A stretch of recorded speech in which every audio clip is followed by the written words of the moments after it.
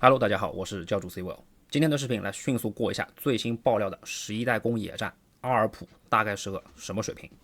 省流的话，我的看法是华而不实，被低估的同时也被高估。那老规矩，技能组就不念了，直接来讲其定位和核心机制。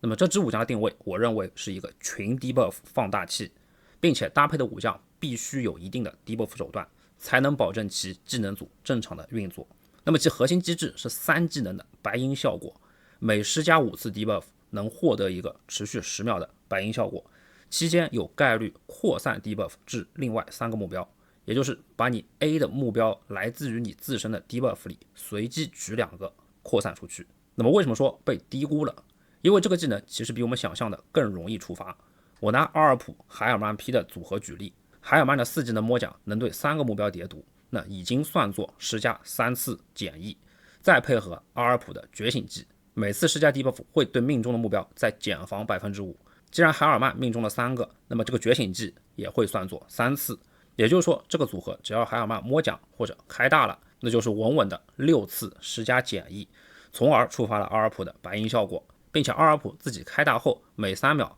能再施加重剑的 debuff， 那施加 debuff 的频率会变得更高。因此阿尔普觉醒是刚需，不是其效果有多强，而是它是补足机制的刚需，属于机制技能。可见阿尔普海尔曼的组合白银效果启动比想象的要简单，而且只要不脱战基本可以做到常驻。那么问题来了，这支武将的上限和下限有多高？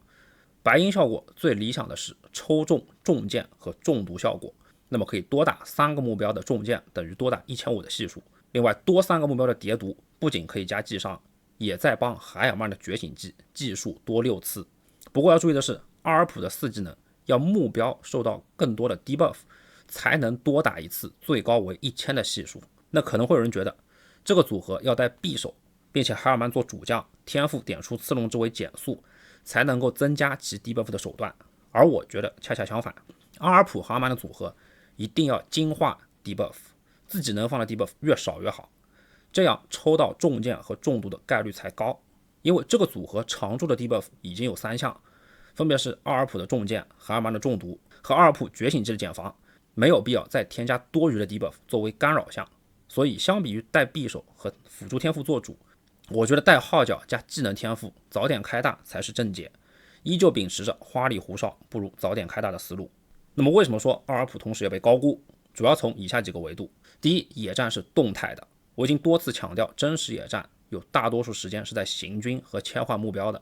并且真实的循环会远远慢于测试，因此所有的叠层类技能是肯定弱于站桩测试的。加上大量切换目标，你无法保证一直在打一个目标能叠加重剑，甚至扩散重剑，更无法保证开大时候目标受到了 debuff 数量。所以能否叠加重剑，能否多打3个重剑，和阿尔普4技能最高的1000都是很不稳定的。第二是数值太低，你很难想象作为11代3系的最后一支野战武将，是一个没有任何常驻增伤减伤的单体伤害武将。同样作为单体的老姜和孙武都有大量的免伤和增伤，而这个阿尔普的数值单薄的就像一个远古人，你说他是7代将我都信，感觉和萨尔贡差不多。那虽然说 debuff 有总比没有好，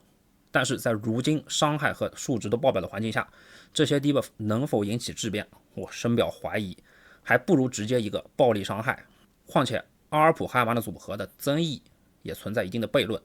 因为海尔曼只加 AOE 击伤，可想而知阿尔普的单体系数会真的低到可怜，纯干系数0加成，那觉醒技的数值也低到发指，